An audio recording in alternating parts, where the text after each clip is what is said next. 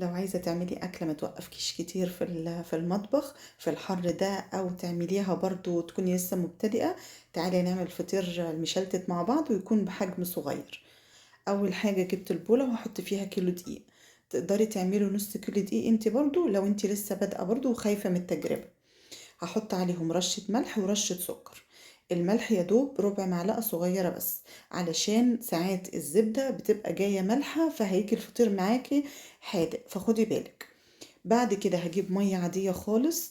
لو احنا في الشتاء كنت دفتها، لكن الجو حر زي ما انتوا شايفين مش محتاجة. المية بقى تدلقيها حبة بحبة وايديك التانية تكون بتعجن كده.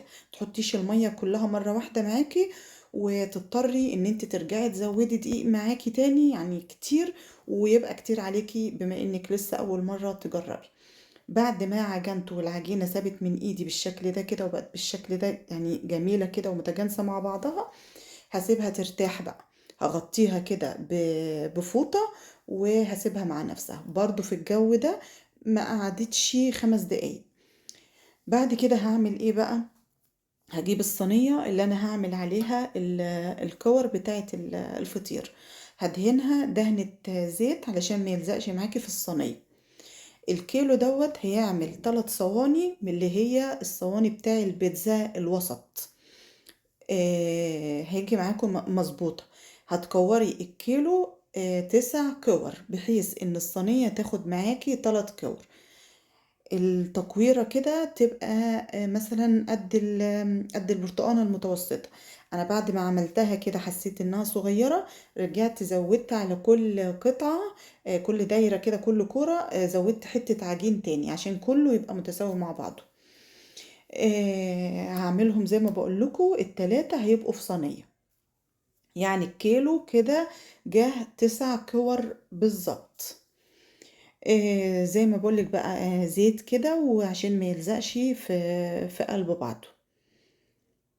برضو هسيبه علشان تستريح العجينة. اي عجينة في الدنيا تكوني شغالة فيها بايدك كده لازم تسيبيها تستريح معاكي عشان لما تيجي تشتغلي فيها تبقى مريحة ما تبقاش متعبة.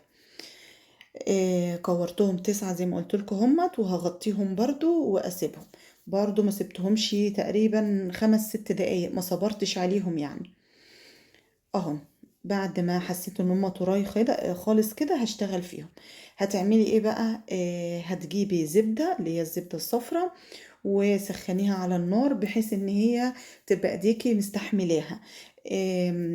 يعني اعلى من الدافية ليه؟ هتساعدك في الفرد بسرعة. كل ما تكون سخنة يعني تساعدك في الفرد بسرعة. هحط عليها برضو ربع كوباية زيت صغيرة كده، بس زيت يكون نضيف ذرة او عباد عشان ما يبقاش له ريحة، عشان يمشي معايا برضو بسرعة في الفرد. بعد كده تحطي على الرخامة بقى شوية زيت تحت. تحطيش فوق تاني زيت، هو بس تحت علشان تفرد معاكي. وتبططي بالشكل ده كده وتحطي عليها سمنة، تفردي شوية وتاخدي شوية سمنة من اللي انت عاملاها. ايديكي تكون بتفرد من جوه لبره، تاخدي كده تزقي كده من بره لجوه وتفردي بالشكل ده كده. لو اي حاجه اتقطعت معاكي ما تخافيش، هو عامه ضوافري اللي عماله تضرب فيها فبتروح مقطوعه. بس ما تقلقيش خالص حتى لو انقطعت. انا كنت اول فطيره بعملها في حياتي كنت قاعده بعملها، وكنت عاجنه 2 كيلو دقيق.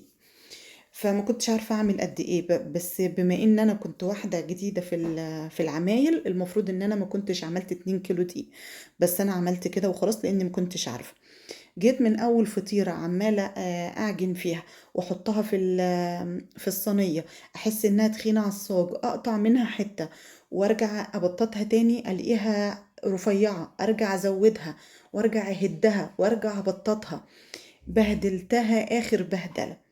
فجيت اتصلت باختي وانا قاعده بقى زهقت خلاص، ودي كانت اول فطيره. لما حصل لي كده في اول فطيره امال الباقي هعمل فيه ايه؟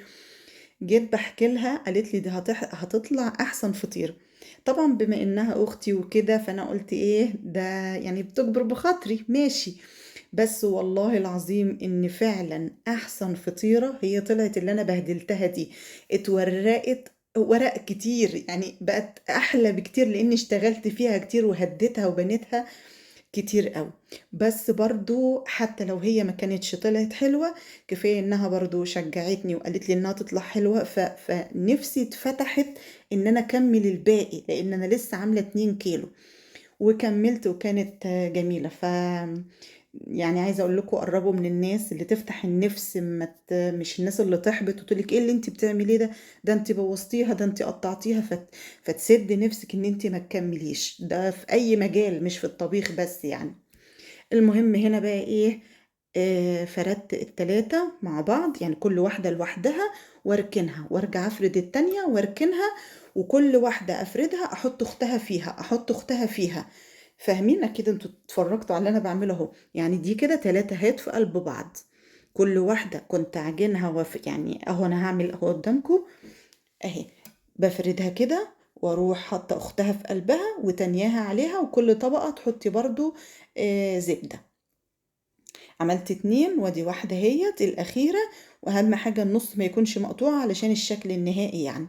وبرضه تلفّيها كده، الصينية بتاعتِك ادهنيها زبدة وروحي حاطة فيها العجينة، تحطيها وما تبططيهاش، سيبيها برضه تستريح شوية، لإنِّك لو بططتيها في أول ما حطيتيها كده مش هتنفرد معاكِ وهتغلبِك. سيبيها تستريح شوية وبعد كده بططيها، خدي من الزبدة اللي في الأجناب دي، طبعًا هي سايحة عشان أنتم شايفين الجو عامل إزاي. خدت بيها كده وبططتها.